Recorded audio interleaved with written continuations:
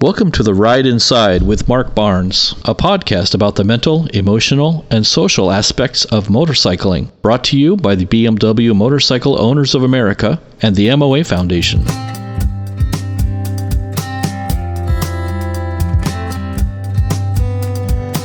Mark Barnes is a clinical psychologist and motojournalist with decades of experience in both fields. But nothing in this podcast should be considered a way to diagnose or treat mental illness.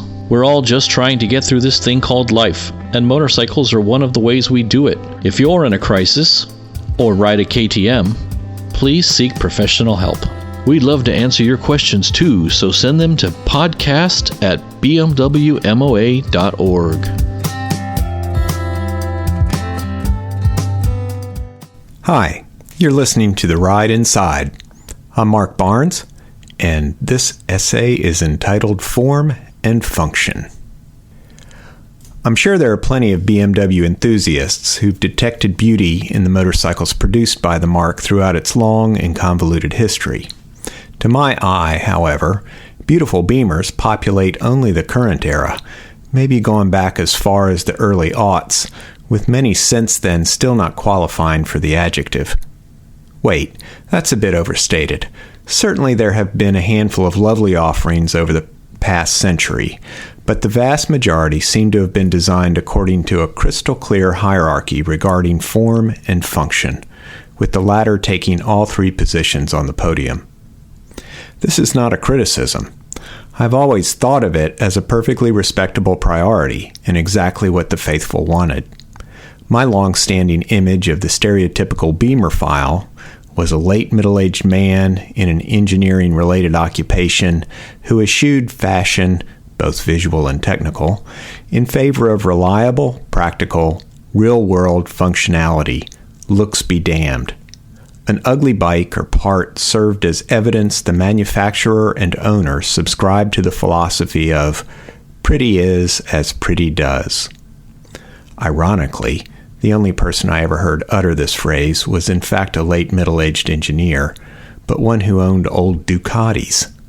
So much for my stereotype, and his application of the phrase, since Italian machinery has often represented its antithesis. To be fair, he was referring to his preference for the stability and grunt of his plain Jane 90s-era 900 SS over the flashier, twitchier, peakier sport bikes from Japan at that time. Anyway, in recent years, I've come to appreciate the tremendous diversity within the BMW community, just as I've been awed by the extensive diversification of genres and models on offer from Berlin. I'll readily concede BMW now makes some of the most gorgeous motorcycles on the planet, partly because they've genuinely stepped up their styling game, but also because so much of the competition has morphed into garish, cartoon-like monstrosities. Maybe I've also simply reached some tipping point in late middle age. For the most part, this enhanced visual appeal has been accompanied by even greater functional proficiency, a decidedly win-win proposition for buyers. After all, homeliness is no guarantee of operational superiority. There's a relevant principle in psychology I'd like to apply here. By the way, if there are any Lacanian psychoanalysts in the audience, please forgive my extremely loose use of the following terms. There are signifiers, and there are the things signified. Human beings very often treat these as interchangeable, and this can cause problems. To use a simplistic illustration, let's say I view the blue and white roundel as a symbol of prestige, broadcasting my sophistication, financial means, and sporty, adventurous character. I may not actually possess any such attributes, but adorning myself with that emblem could reassure me that I do, especially if I believe it evokes the desired image in onlookers' eyes. The emblem is the signifier. The idealized identity is what's signified. This is obviously the currency of marketing efforts, and it can be extremely effective without having any veracity whatsoever. An embroidered logo on a shirt may have nothing to do with the quality of the garment. and it may bear no relation to the socioeconomic status of its wearer, yet it can sell a product in great quantities at premium prices if the signifier is enshrined as the signified in public opinion. Never mind the shirt's seams start to unravel during the second wash. Likewise, we might feel compelled to act in a way that signifies something it actually isn't. Again, to use a simplistic example, if I immediately and meticulously clean and service my bike after every ride so it's in perpetually pristine condition, this may represent to me a sort of immortality. I'm resetting my motorcycle's aging clock back to zero over and over again, preserving it for eternity. By extension, to whatever degree I'm identified with this machine, I may feel repeatedly restored to a state of ageless perfection too, ready to weather any storms that might come my way. I'm a shiny fire truck sitting poised in the station, always kept in tip-top shape by the firemen between calls, totally prepared for the next alarm. In reality, there are certainly benefits to keeping a bike in good shape, including the careful examination of its condition during regular cleanings. However, this is most definitely not the same as ensuring it will last forever or never fail during use, and it certainly has no connection to my own invulnerability or mortality. Yes, if I live my life in a state of continual preparedness, I'm apt to fare better than if I surrender to entropy. But there are countless limits on my capacities for prediction, awareness, and control. Unexpected catastrophe can befall anyone at any time, regardless of their proactive investments, and one can spend a lifetime preparing instead of living. If I really buy into the immortality signifier, whether for my bike or myself, I will be baffled and enraged when problems arise despite my efforts. I may also neglect more realistic ways of improving my chances of survival. Perhaps the most common areas wherein people get tripped up by signifiers are interpersonal relations and jobs. We imagine a friend or romantic interest is a certain type of person based on a specific feature we consider emblematic. Continuing with simplistic possibilities, we see a fit muscular person and imbue them with the qualities of strength, determination, and self-discipline. While that may well be true when it comes to physical exercise, they may display none of those characteristics in other areas of their life. This doesn't only apply to positive attributes. We may write off a particularly attractive person as probably an entitled, shallow airhead with physical beauty signifying empty conceit. As a result of errors in both directions, we can end up entangled with people we eventually conclude are tremendous disappointments and forfeit relationships with much better choices. It's important not to mistake an impeccable suit for professional integrity or a pair of faded jeans for irresponsibility. We may be drawn to a profession or a workplace because of various trappings, like its social status or monetary compensation, imagining these are proof it will be rewarding. Then, after living within it for a while, we realize neither of those promises have been fulfilled, or, even if they have, the position may leave us thoroughly unrewarded in other, more important ways. We need the ability to distinguish between the signifier and the signified if we are to invest wisely and have a realistic set of expectations regarding the world around us. This is even true of our own identity. When we reify some element, a job title, family role, group membership, medical diagnosis, etc., as though it is who we are, we've again reduced the whole to a part, or worse, an abstract label, confusing a signifier with what's supposedly signified. We've bought into our own PR, replacing something complex and multifaceted with a unidimensional facade. A particularly infuriating example of deliberately calculated signifier abuse is what we all hear on the recordings pumped through our phones while we wait endlessly on hold. The saccharine voice assures us with threadbare phrases our call is terribly important to the company we've contacted, or that all manner of frustrating, dehumanizing indignities in the interaction are somehow a function of their most sincere efforts to ensure the very highest quality of service.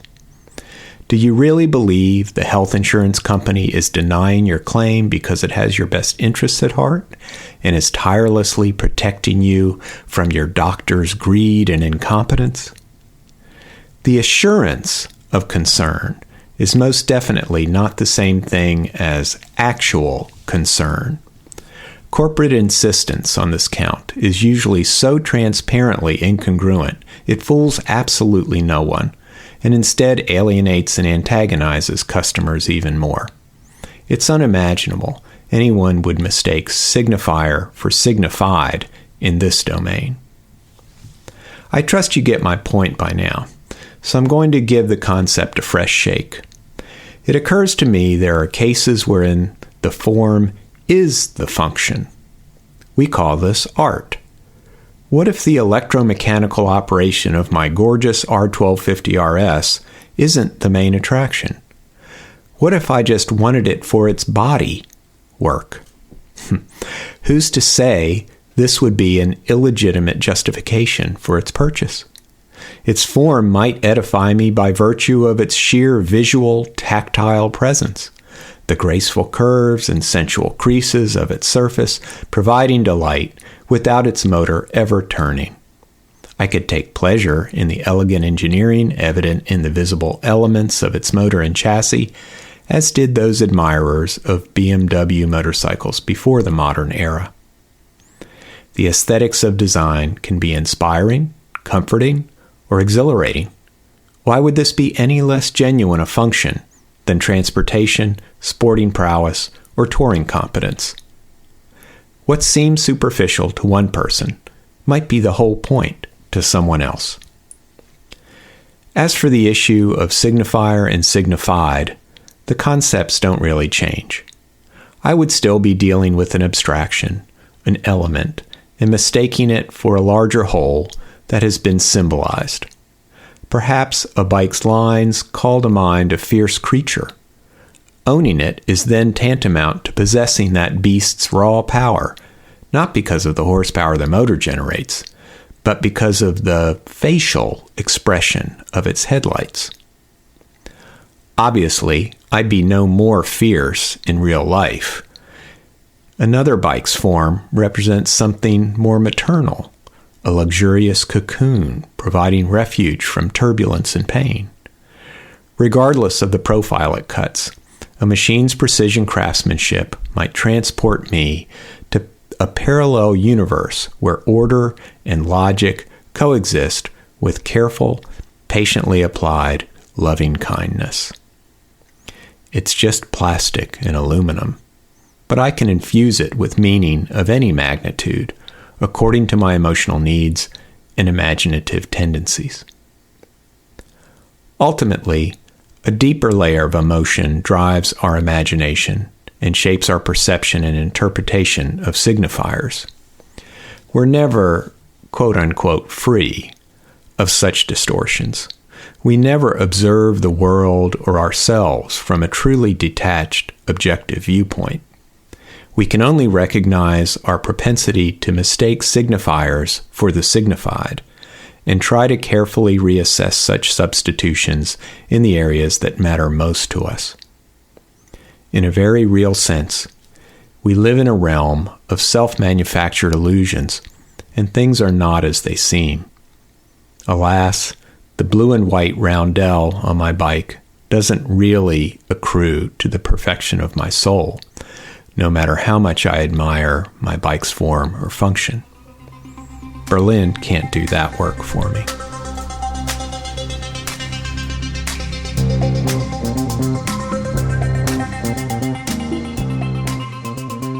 The BMW MOA Foundation is a 501(c)(3) nonprofit dedicated to improving rider safety by providing programs supporting motorcycling and its rich heritage.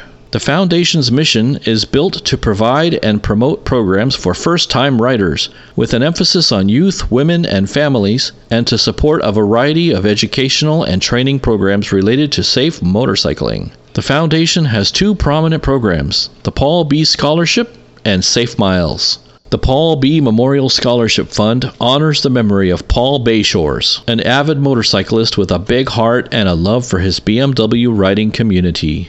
The Paul B. Scholarship awards grants to individuals in the motorcycle riding community to help them pursue rider education and training. MOA members can receive up to a $250 grant for successfully completing any sanctioned motorcycle training course.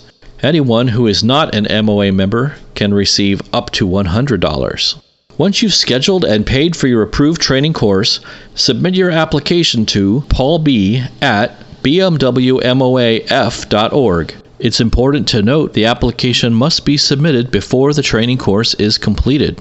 The MOA Foundation's Safe Miles program is in the process of establishing a $1 million endowment to fund the future of rider safety, education, and training. Donors to the Safe Miles endowment receive special benefits like a 1-year renewal of their MOA membership, automatic entries to Foundation raffles, a donor dinner at the National Rally, a Foundation polo shirt, and more.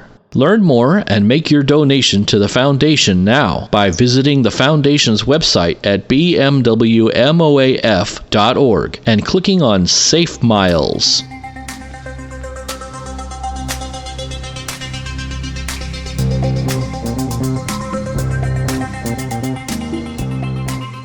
We'd love to answer your questions too, so send them to podcast@bmwmoa.org. Visit our website at therideinside.com to listen to every episode of the podcast and read more of Mark's writing on various motorcycle-related topics.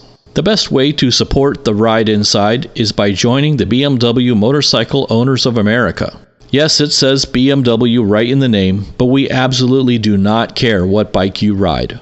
We know what's most important. The MOA is all about the community of riders, not a single brand.